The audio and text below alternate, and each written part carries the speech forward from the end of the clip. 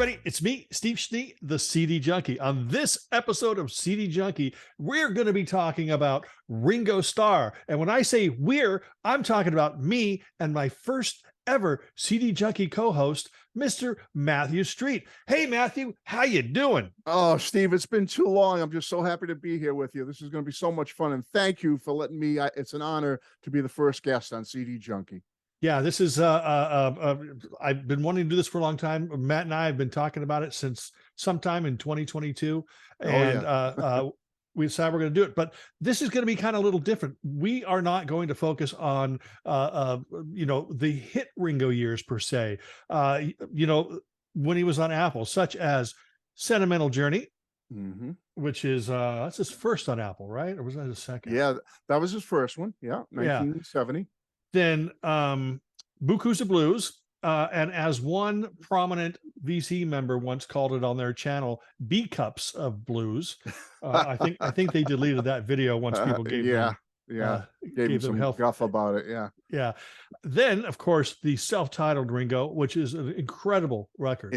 Instant classic. Yep. Instant classic. And of course another instant classic, Goodnight Vienna. I would agree. Yes. After this album, Ringo left Apple, Capital, EMI, Parlophone, whatever label he was signed to, and he signed to, I believe, Polydor in the UK and Atlantic here in the US. And the next 5 albums are what I like to call Ringo Starr, The Lost Years. And these are albums that usually just get, people barely talk about them. They may just brush them off, but I want to talk about these albums because, I want to sort of enhance their reputation.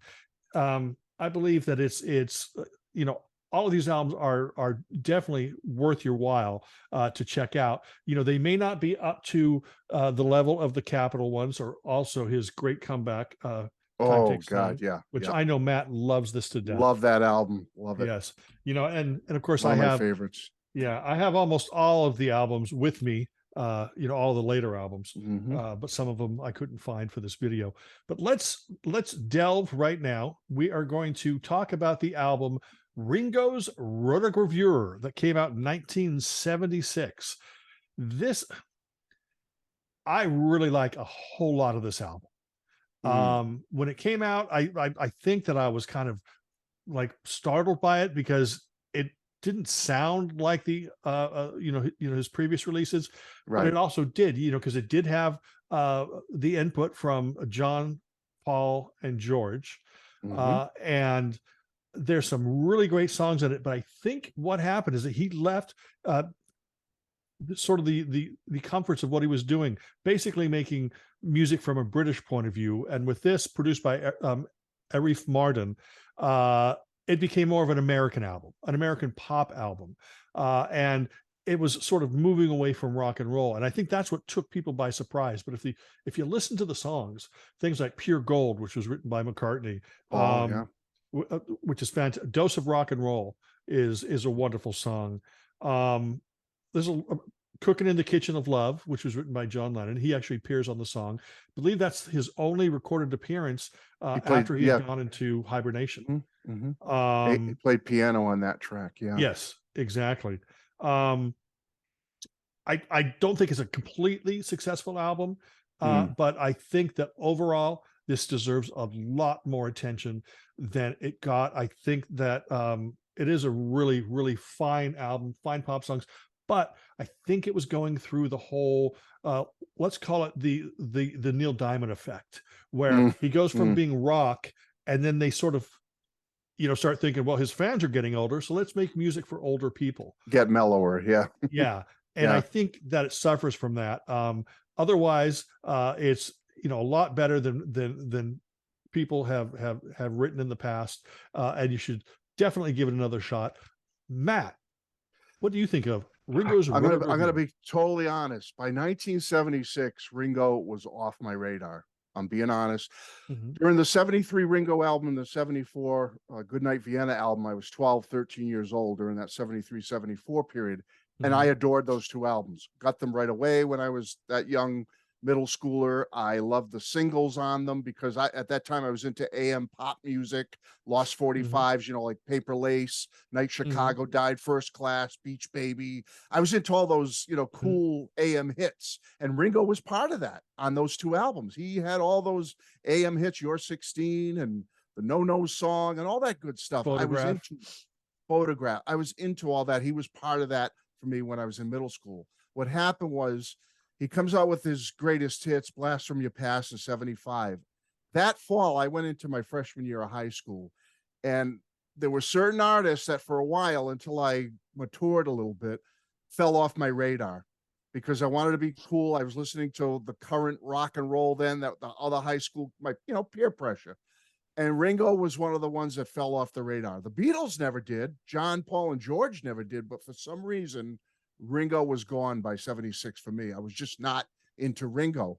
So I kind of missed rotogravure in the first couple of years. Now, Mhm. years later, maybe in the later 70s, early 80s, when I finally, and I'll tell you, I got back into Ringo about 1978 or so, and I'll tell you about that when we get to that album. Mhm. But for 76, I was not into him, and I basically finally listened, and I will say it's a C album for me. It's fair. It's okay. I like Dose of Rock and Roll. Peter Frampton's on guitar on there. I like the song Crying, which is kind of a countryish song. Mhm. I like Don't Know Me at All. That's a cool little song. Cooking in the Kitchen of Love.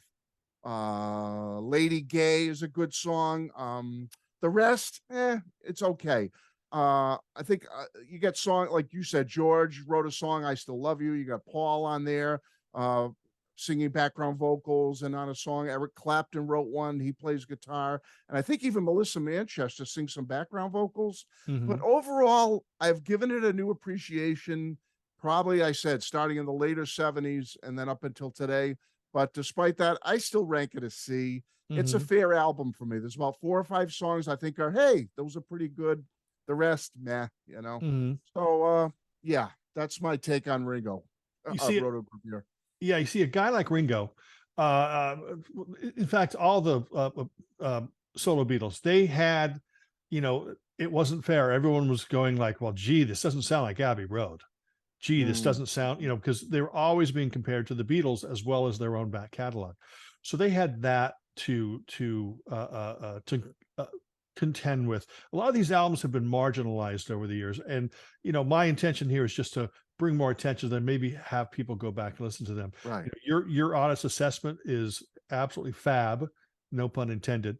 But let's move on to the next album, which was from Sure. 1977, and that is my least favorite of these. It is called I'm Ringo the I'm with Fourth. you. Yeah. Okay. I've got it way in the back there. And you'll know my take on the album because I only have a one vinyl copy of it. I don't even have a CD of it. So that Yeah. tells you. Now, Wings is a great song. Has nothing to do with Paul McCartney, obviously, and he Mhm. re-recorded it later. But Drowning the Sea of Love, I think is great. But he sounds hoarse and drunk on it. I'm trying to, He was horse and trunk. yeah, Tango All Night. Overall, I think it's kind of a, you know, Gave It All Up is kind of silly in a way. Me and my Yeah. brother, here it Yeah. is, 45 years later or whatever.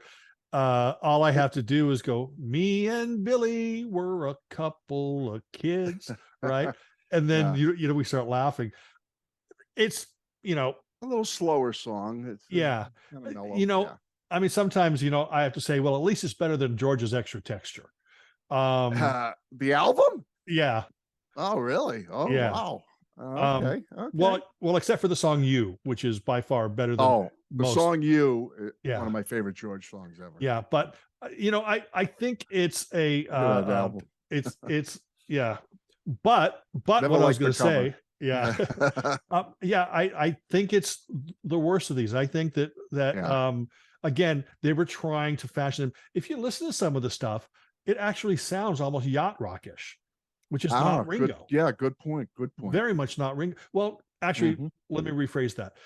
Not what we expect from Ringo. And that's why when I go back and listen to these things, I'm not going comparing it to anything else. I'm listening to it for what it Yeah. is.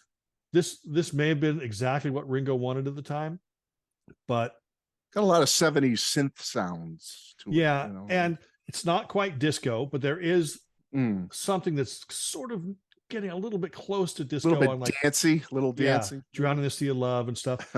You know, overall, there is a handful of songs in here that I really like. Mhm. But overall, it's my least favorite of the albums. And give me more of your opinion on that. Well, I'm with you, my brother. I'm with you 100%. That's a D album for me. Rated D. Poor. I never. Don't forget, like I said, it wasn't until 78. You'll see with the next one we talk about where I come back to Ringo a little bit. I was still on my Ringo is lost to me kick, Yeah. even in 1977. So I didn't buy this the first time around. And now I'm getting older. I'm 15 going on 16. I'm a little further in high school. I'm getting into the new wave. Well, I wouldn't say new wave was in them, but punk was starting to come in 77. Rock and roll, you know, Aerosmith was putting out good music. There was a lot of going on in high school then that I was more into, and Ringo was still on my back burner. Didn't care about this album, didn't get it right away. But again, like Rotogravure, I eventually came to it as I got older and became an adult and got into more solo Beatles and whatnot. The interest came back a little bit. So I did listen to it again. And I was like, okay, well, it's all right. And like, I like songs like Gave It All Up, which was a nice little slower song for me. Gypsy's Flight has kind of a countryish vibe. Simple Love Song. He's always really good at country. Simple Love Yes, Songs are really good songs it too. seems every album that has something like that countryish on it, I seem to gravitate towards it.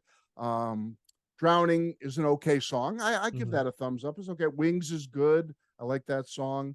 You got some good people helping him on this album. Dave Spinoza on guitar, Tony Levin on bass, Steve Gadd's on some drums. Luther Vandross and Melissa Manchester sing background vocals and I think Bette Midler helps on one song. Yeah, it's like, you know, there's just some names on it, but it's just one of those albums, Steve. I never put it on. I mean, a couple of the songs, like you said, that I enjoy, I may, if I have them on a compilation of Ringo's, which I have several Ringo comps. Yeah. Then fine. I like listening to those few songs, but overall, I would never put this on from start to finish. D, you know. So like, so when you're trying to woo Mrs. Street, you don't dim the lights and put on Ringo the Fourth. No. I'll put on Lover Boys, you know, one of the Queen of the Broken Hearts before I put that on. You know. or Extra Texture by George Harrison. Yeah, Extra Texture. There you go. But you know, now I mean we're both sort of on the same wavelength there. I think I like I like Rotogravure more than you did. Maybe I should start giving them a grade. So I'd say Rotogravure to me is a B- or B. Yeah. And I'd say that Ringo the Fourth is a C- or a D. Or a D, yeah. But so we're kind of close. Yeah, I don't think that Ringo the Fourth is a failure. I think that it's just not a strong album. No, not a total piece of garbage, but it's like I said, it's got maybe 4 or so songs on it that I enjoy. They're okay, but the rest, yeah. So let's go on to the next one. All right. 1978, Bad Boy. Big year, Bad Boy. Yep. This album will forever be associated with the name Ogner Rats. Yes. And he's not produced by Arif Mardin anymore. He's produced by Vinnie Poncia. Yeah. And with Vinnie, Vinnie did a lot of great things in the 60s. I think that he was part of the band called The Innocents, which I play on this Ski Lodge. Really great, you know, harmony, sunshine pop. But again, Vinnie was steering Ringo, and maybe Ringo was willing, you know, he was probably, you know, chugging, you know, booze just like he did water. But he was more towards an easy listening angle. That again, that Neil Diamond thing. I mean, you might as well have brought in David Foster produce the album. David Foster, hugely talented gentleman, but he doesn't produce rock and roll. Vinnie Poncia, right. He more or less just gave, you know, took out the edges, you know, a little bit more than Arif Mardin did. But I really like most of this album. Okay. You know, I'm with you so far. Yeah. Again, when you go back and you say, well, you know what, this isn't Abbey Road. You know, people are always going to compare him, or it isn't the Ringo album, or it isn't Goodnight Mhm. Vienna. Well, yeah, it isn't, you know, but it's better than Don't Pass Me By, in my opinion. Um, Yeah, yeah, I would say I like, yeah, I'll go with that. Sure. yeah, Who Needs a Heart? Well, Bad Boy Yo Yo Yo Yo Yo Yo Yo Yo is kind of silly. You know, I I don't can like pass that on one. that. Yeah. Yeah. Lipstick Trace is good. Heart on My Sleeve, the Gallagher and Lyle song. That was, you Hmm. know, a sizable hit here in the US. Got a lot of airplay, but it Yeah. wasn't a One of my huge, favorites. yeah, it wasn't a huge hit here. So when he put it out, I thought for sure it was going to be a hit, Mm. because it just fit Ringo. Also, you think to yourself, where did our love go? You know, the Supreme song. You're Oh going, yeah, the cover. Yep. how the, that just sounds stupid. No, it doesn't. When you listen to it, it totally makes sense when Ringo Mm. sings it. I didn't think that I would like that. But when you listen to it, you know, when you get rid of those prejudices and you just give it a, you know, put it in your, you know, put the needle down, put it in your CD player. It's really kind of wonderful, actually. Mm. Lots of, I mean, there's a couple songs here I don't care for, like Old Time Reliving, Monkey See, Monkey Do. But overall, I think this is probably the best of the three so far. And that's my I'm thought. going, yeah, I'm gonna say thumbs up on that. Sure. Yeah.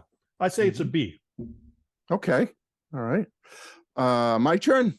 Yes, your turn. Well, this is when I finally came back to Ringo after, like I said, 75 off Ringo, off 76, off Ringo, 70, 78. When that TV special came out, that is what finally brought me back to him.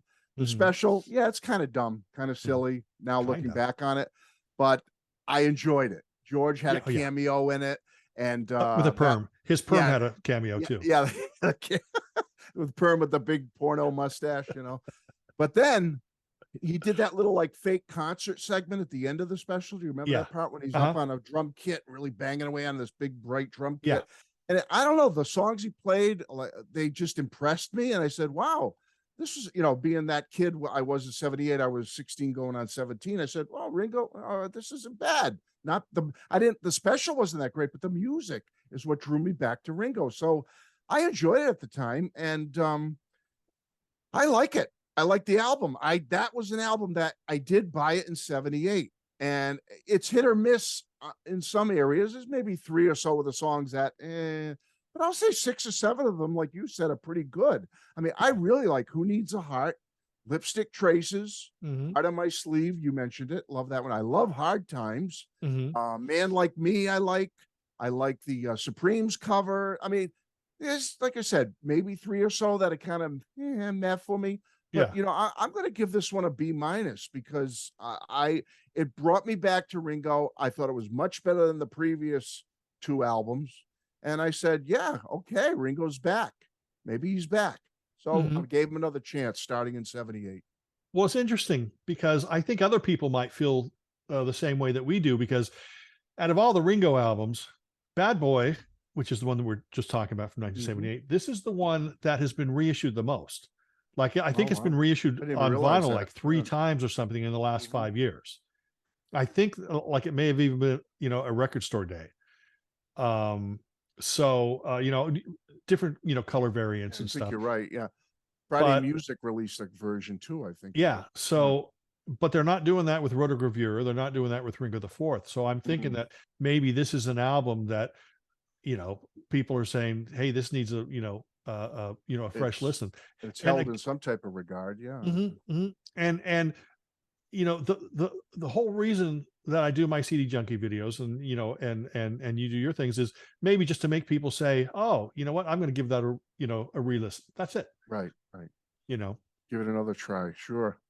No, this album did bring me back to Ringo for sure. Yeah. And yeah, and that TV special, the perm, Mm. jeez, Well, Louise. yeah, the special was the impetus for me, but it brought me to the Yes. music on this album, which I Yes. now like. Yeah, Yeah, the album was better than the TV special. absolutely. Yeah. So, Although Carrie Fisher was in it, so you know she was kind of okay, yeah. cute back then. You know, coming off Star Wars. Oh, yeah, absolutely. Uh, Probably buying for the, no, I was going to say buying from the same dealer, but I shouldn't really say that. Uh, Actually, I'm not going to edit this. I'm just going to let it all go. Let Let it it all go. hang Let it out. all Yeah. fly. Yeah. Yeah. Anyway, so it took another, what, 3 years. Yeah. And of course, in those 3 years was, you know, the unfortunate passing of John, Right. and Terrible. that threw everybody for a loop. But he came back after the following year, and he put out an 81. Yeah. album called "Stop and Smell the Roses." And this, of course, the CD, and it has bonus tracks. And Same one I have. I love that one. yes, this actually has contributions from Paul, George, Harry Nilsson, Stephen Stills. Stills wrote a song. Yeah. Yeah. Yeah, Ronnie Wood. This is pretty much a more all-star, or I'm sorry, just as many all-star players as his previous albums. But I would say, yeah, this was a new era, and it's really I think a good portion of this album is really good, but it's really let down by some songs as well. I think McCartney's writing and production of Private Property and Attention are fantastic.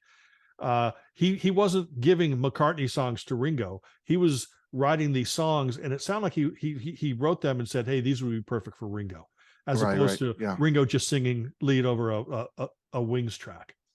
I thought both those were great. Rack My Brain, and he was involved. And I just would say he was also involved in Sure to Fall, even though he didn't write it. But Paul was involved in that production as well. So 3 songs he was involved in. Yeah, and I think one of the bonus tracks he may have also produced, or you could be right. Yeah. But now the album actually went through a couple different phases. It was called "You Can't Fight Lightning" in the beginning, and I think John had even given him a song to record, but I don't think that he ever recorded it. That was my understanding, that John was scheduled to either help with this album or record with him. I don't know exactly what, and of course we know what happened. At sometime in early '81. John was supposed to get involved more directly, but I don't know. Now, I think overall this album is probably going to get a C+, B- from me. I think it's let down towards the end, but I think it has a strong. I have to be honest here. This is if anybody just thinks that Harry Nilsson was a genius and can do no wrong, you haven't heard "Drumming Is My Madness." Sorry. I'm a huge Nilsson fan. And of course I'm a Ringo fan. I love Harry Nilsson. Yeah. But yeah, "Drumming Is My Madness." It's like, no, I retitled that. Track 3 is the one I skip. But but there's some, really good songs on this. I thought that it would go more towards like a new wave or 80s thing, but it's still, that would have been nice, but yeah. He wasn't doing that. He was sticking to being Ringo. "Rack My Brain" was written by George and might have even been produced by George. That doesn't sound like a George song. Doesn't even sound like a George song. So, overall, I think it's a pretty good record. There was that one sort of short, long form video thing. Called The Cooler, I think, or The Cooler. Yeah. It's very. You have to seek it out, but I think you can see it on YouTube, I believe. Yeah, you can watch it. And it's basically kind of like that Ogner Rat show, but just like a shorter version. And it's basically just kind of this weird stuff going on, and Paul and Linda are in it, Barbara's in it. Yeah. Kind of just a long form music video, basically. Yeah, he keeps getting thrown into this thing, and Barbara Bach is like some sort of tyrannical leader, and wearing the high-heeled stiletto boots, I believe, and stuff like that. And he gets thrown in this little jail or heat box or something, and each time he does, he imagines a song or a video. And it's kind of silly, but it's fun. It's a piece of history. It's like watching the TV show The New Monkeys. Okay. Yeah. That's you can walk away from that show and never remember anything that happened about it, but it's fun while you watch it. Yeah, exactly. So my thoughts are, this is a pretty good album. I think it's probably maybe on par with Rotogravure, but not as good as Bad Boy. What are your thoughts? Okay. Well, we're still close, but I consider this is my favorite of the 5. Stop and Smell the Roses. And like I said, Bad Boy, I was right up there with you on that one. But this one, I've always really liked this one. Like you said, mostly produced by Harry Nilsson, with George and Paul producing their own contributions. And I bought this immediately. I think it was within the day or two that it was released. It was the one out of these five that I made sure I went out and got right away. But I don't know what it was about it. Like you said, no, it's not new wave. It's not modern rock and roll for early 81, like a lot of the groups you and I share and love with power pop and all that around that time. Nothing like that. But for some reason, I immediately liked this album. I don't know what it was, but it's not a barn burner. No, you're right. It's by no means some, great, Ringo album or Goodnight Viet. No, but to me, it was just always a pleasant, fun little pop album.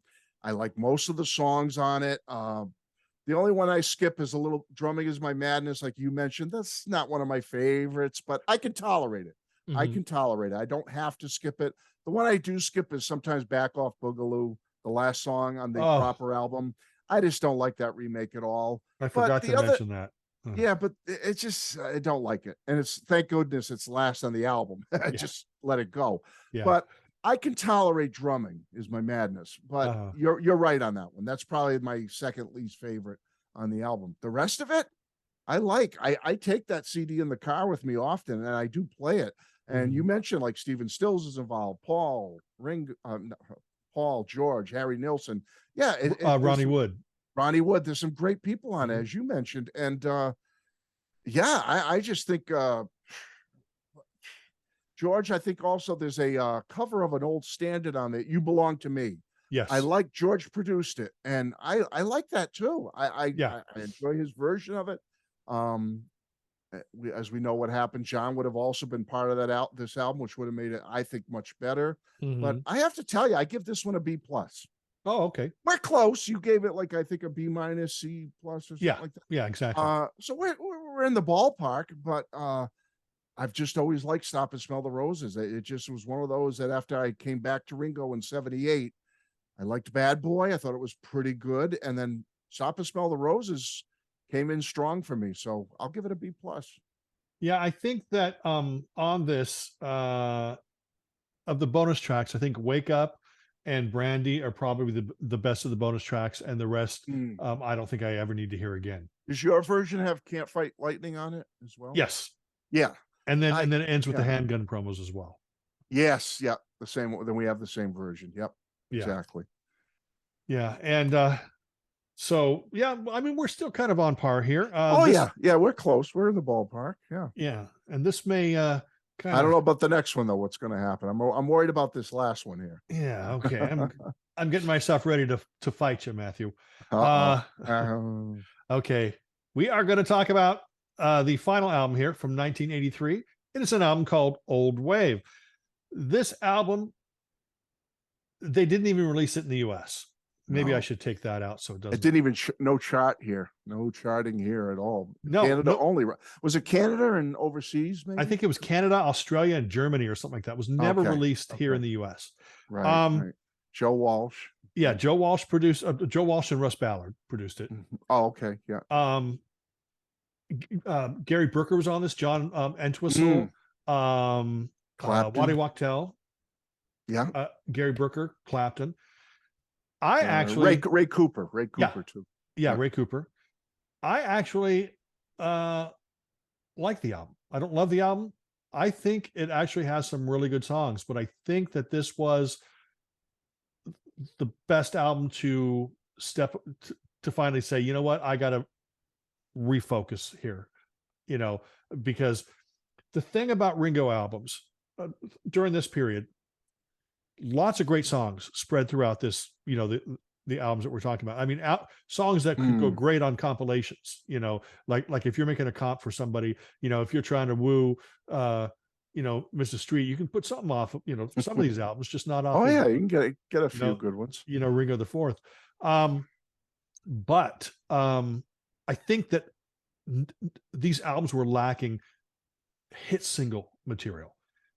Lots of great songs, but not hit single. There was no Photograph. No, again, I don't like comparing to, to his past career, but no, I understand. But thank goodness there was no Don't Pass Me By.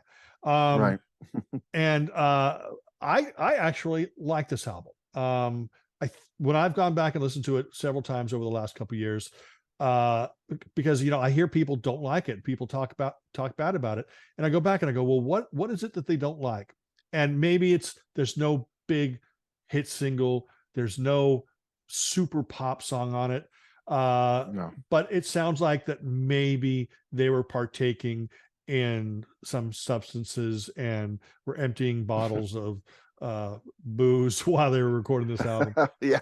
But again, pure speculation, pure speculation. But I think that this is actually not as bad as people say. I'm still not going to get it out of the C- area, but I think that people need to go back and, it's more of a rock album. He's trying to get towards rock, especially with Joe Walsh there. But anyway, what are your thoughts? Well, give me a high five, buddy. Are we touching each other here? There we go. Yeah. We'll go here, go there. Yeah. High five. I was worried. I thought we were going to have a big argument on this one or something, but I'm with you. I give this a C. Let me just say right off the bat, you and I are pretty close on this one. Okay, cool. I have to admit, it took me several years to finally get this. Not that I was totally off Ringo or anything in 1983, Yeah. but because it wasn't released in the United States. Yeah. I kind of didn't go, back in those days, there was no Amazon or a way to obtain things quickly. And but I didn't make the effort to get it. So when it came out just Canada only, I didn't care. I just was like, oh, what? And it didn't chart and nobody was making waves about it. So I didn't care. And no then, pun intended, right? Nobody was making waves about old wave. Yeah. And so I just kind of put it on the back burner and forgot about it. And it took several years till I finally got it and listened to it. And I have to say, first thing right off the bat, I love the cover art. I love the cover. Yeah, absolutely. The old time rocker Ringo picture there with the short hair, greased up and whatever. Pre-Beatles. Yeah, and the brown color with the gold lettering. I just love the cover of it. And on the back, he's holding the drumsticks like this. Yeah, it's like an old photo album. It's like or little frame or something. So that struck me right away. So that's a cool cover. Probably my favorite out of all these 5 albums. That's my favorite cover. Absolutely. And I didn't pursue it. I didn't care. And it was kind of embarrassing for Ringo that it only got released in those few places. Nobody cared about it in the United States at the time. But years later, when I finally got it and I listened to it, I have to say, Steve, I'm with you. For the most part, I enjoyed it. It's not as terrible as some people try to make it out to be. It's not great. It's not like, oh my God, it's not Time Takes Time. That's for sure. The next one to come down the pike. But you know what? In My Car, I like it. She's About a Mover. I like it. Yeah. I really like that version. Picture Show Life. I like it. As far as we can do, as far as we can go, it's called. I like that song. Everybody's in a Hurry But Me, which is a crazy kind of instrumental with Ray Cooper, Eric Clapton, John Entwistle, and Ringo. Yeah, it's not earth-shattering instrumental, but I like it. It's as part of the album listening experience. I think it's not a bad song. I think it's 6 or 7 out of 10 that I think are pretty darn okay. I'm not going to rave about them and say they're the best songs Ringo ever recorded, but I'll say 6 to 7 out of 10 are okay with me. And it's not that bad. It got lost to me in the beginning, but nowadays I'll bring this in the car with me and listen to it. Why not? I mean, I think it's good. I'm going to give it a C. See, I think that just like Yoko albums, I'm not sure how you feel about Yoko, and I don't, don't go into that. But good and bad, good stuff, bad stuff. I think the high pitched, yelping and stuff like that, I'm not into. But she's got a great catalog of songs, real singing and stuff. Real singing songs. It's got some okay stuff with me too. Yeah. But people have this misconception of her being that, screeching, banshee type thing. So they don't listen to the albums. People have an opinion. Oh yeah, she can't sing, because all they have is heard 15 seconds of one song. I think it's the same thing with Ringo. People have a misconception because people, they hear other people saying, oh yeah, Ringo's Rotogravure, Old Wave, those are lame albums. So then, they help, or they make their decisions based on what other Beatle fans or Beatle The general consensus of Yeah. Beatle fans, oh, that album's a stinker. Yeah. Well, it may not be if you give it a listen. Yeah. Yeah, exactly. And Old Wave had the distinction of not being released in the US. So the first thing everybody's going to think is, oh, it's got to be so bad they didn't want to release in the US. It's like, no, I'm sure there's a lot of things that, led up to that. But I think overall, this catalog is certainly not even close to being what most people think it is. I'm not going to be a revisionist and all of a sudden claim that all these are the greatest albums, but I am going to say, if you stumble across them in the wild, give these a chance, give everything a chance. I mean, that's the thing. Pay attention to your favorite critics, to your favorite Beatle expert, like Matthew Street over here. I wish. I can't. Yeah, this guy over here. Pay attention to, but the thing is we should all make up our own minds, and but still, I mean, I know money's tight, stuff like that. Go up online and listen to them and see if you want to go out and buy them. Right, CDs, good idea. Yeah, CDs are generally expensive now, but you can probably find the vinyl for just a couple dollars each. But I think that they are, how come I can't talk? But I'm not going to edit this out. This is going to be just a clean show. I'm not going to edit any of this. Clean, stuff. Baby, clean. Yeah. But to end this though, I'm saying that, I mean, don't worry, I'll give you a chance to talk, Matthew. In fact, sometime in the future, me and Matthew are going to talk about this album. But we're not going to talk about it here. It's a wonderful album that we want you to keep an eye out for that in the future. I'm with you on that. A wonderful album. Yeah. Starstruck. This is a compilation. This is the Best of Ringo Starr Volume 2. This is kind of like a follow-up to Blast from Your Past, because that was the only best of that was available at the time. And this compilation that came out on Rhino covers these albums that we just talked about. So it has, in fact, most of the songs that I would pick from these albums are here. There's a couple maybe that I wouldn't have. Right. But generally speaking, this is a solid compilation. So if you come across this called Starstruck, if you come across that in the bins, grab it. Yeah. First off, because it's out of print and it's harder to get, but also it'll give you a good idea of what these albums sound like and what to expect. So in closing, Matthew, do you have any thoughts? Yeah, no, you really hit the nail on the head. My feelings exactly with these 5 albums. I'll just go take it a little step further and say, although these were kind of, they were lost years for Ringo, and the albums were kind of lost albums for Ringo overall, we got to think that after 83, he went through tough times with the alcohol and the things that were going on in his life that weren't so positive. But wow, let's say he did make a really big comeback. He finally got sober, and in 1989 he comes with the All-Star Band touring, and then he comes out with the great album Steve is Holding Up, Time Takes Time, in 1992, another tour that year, the All-Stars Part 2, and he hasn't stopped since. Give the guy credit. He went through this lost period there in the late 70s, early 80s, but since then, since late 80s, Time Takes Time and beyond, he has not stopped. He's had so many great albums since, so many great tours since, and it's a cliche, but the star continues to shine. That's my opinion. Yeah, exactly. And plus, it's like, what is he, like 102 years old or something? Oh my God! And he still looks like he's maybe he's an inspiration to all of us. Pushing 65. Yeah. Whenever you get down on yourself and say, oh, I'm getting old, I'm out of shape, or I got to do that, just take a look at Ringo and guys like Paul McCartney and say to yourself, you know what? No excuse. Get yourself in shape, eat right, exercise, do the right thing, listen to great music all day, and you can be like Paul and Ringo and be fit, trim, and look great. That gives me hope anyway when you look at guys like Ringo. Yeah, that gives me hope every time I get a kid's meal at McDonald's. No, so chicken nuggets or the cheeseburger meal? No, it's got to be the cheeseburger, dude. Come on. Okay. Yeah, chicken nuggets aren't as good as they used to be. No, I quit fast food, after my heart thing. Yeah. So anyway, you look great. I want to say you look great, my friend. Thank you very much. Keep it up. Keep it up. anyway, we are going to end the show right now. I want to thank my guest, Matthew Street. I never know which direction he's in, so I'm going to point in both directions. Where we are on the TV. I'm going to thank him for being here.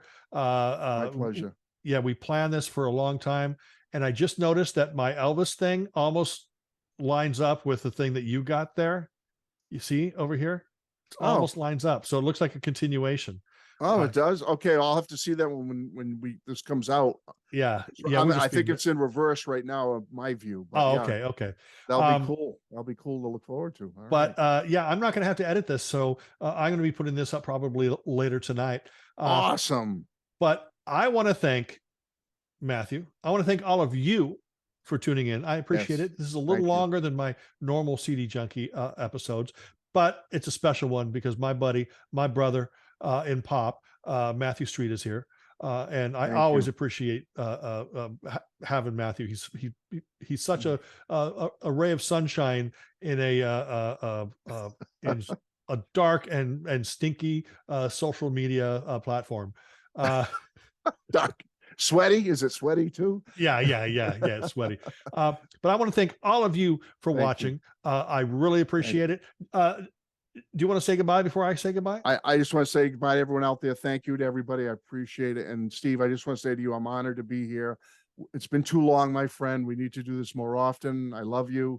I love you too, brother. And power pop and great music forever, my friend. Thank you. Absolutely. Thank you, everybody. Remember to check out Matthew's channel. I'm going to put his channel in the description box below. But on this video, remember to like, comment, share, subscribe, to ring that bell for future notifications. And until the next time, remember me, I'm Steve Schnee, the CD Junkie, and he's Matthew Street, the vinyl and CD and Beatles junkie. So everybody, thank you, everybody. Goodbye. Bye, everyone.